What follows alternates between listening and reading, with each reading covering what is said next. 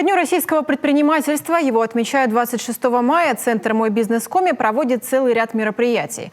Одно из них – встреча со студентами высших и средних учебных заведений. Директор Центра Сергей Жеребцов совместно с предпринимателями рассказывает о подводных камнях работы на себя, с чего начинается бизнес и как его вести. Безусловно, бизнесом может заняться не каждый человек, но та доля студентов, у которых есть бизнес-мышление, есть правильное понимание, как это делать, очень заинтересованы в том, как стартануть, какими мерами воспользоваться, кто им напишет бизнес-план, кто им объяснит, эта идея работает или нет.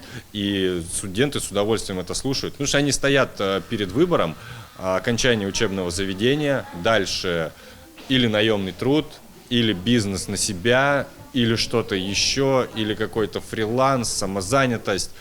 Сейчас много вариаций, и ребята выбирают. Одна из встреч прошла в Коми агропромышленном техникуме, куда пригласили предпринимателя Сергея Адамчука. Он рассказал студентам о своем пути становления бизнесменом, нелегком, но интересном.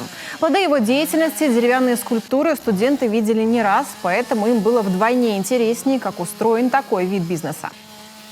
Жилку свою развивать и получать доход от этого. Это будет вообще вот в идеале, когда то, чем ты занимаешься, это тебе и нравится, еще приносит тебе доход. Поработав на постоянной работе, постоянная работа тоже у меня по строительству пошла, и в принципе это для меня было интересно. И параллельно этой работе я развивал еще свои, получается, навыки профессиональные в дереве, да. То есть так как у меня нет образования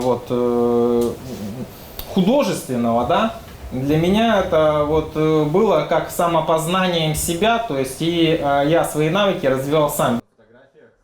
Как отмечает директор Центра Сергей Жеребцов, важно, чтобы молодые перспективные кадры оставались в республике. Их инициативы должны быть замечены и поддержаны. Такие организации, как «Мой бизнес.Коми», как раз об этом. Обратившись туда, можно получить квалифицированную помощь, тем самым сделать шаг к осуществлению профессиональной мечты.